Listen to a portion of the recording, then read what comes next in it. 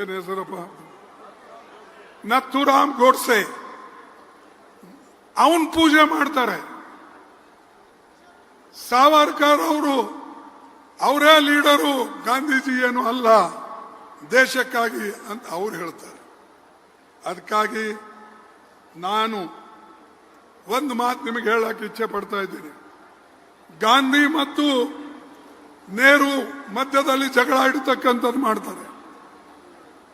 ಸರ್ದಾರ್ ಪಟೇಲ್ ಮತ್ತು ನೆಹರೂಜಿ ಅವ್ರ ಮಧ್ಯೆ ಜಗಳ ಇಡ್ತಕ್ಕಂಥದ್ದು ಮಾಡ್ತಾರೆ.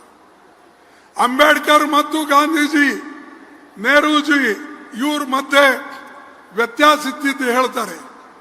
ಅಷ್ಟೇ ಅಲ್ಲ, ಅವರು ಬರೇ ನಮ್ಮಲ್ಲಿ ವ್ಯತ್ಯಾಸಗಳು ತೋರಿಸ್ಕೊಂಡು ನಮ್ಮನ್ನ ಆಟ ಆಡಿಸ್ತಾ ಇದ್ದಾರೆ, ಡಿವೈಡ್ ಮಾಡ್ತಾ ಇದ್ದಾರೆ. ಆದರೆ ಡಾಕ್ಟರ್ ಬಾಬಾ ಸಾಹೇಬ್ ಅಂಬೇಡ್ಕರ್ ಅವರು ಕೂಡ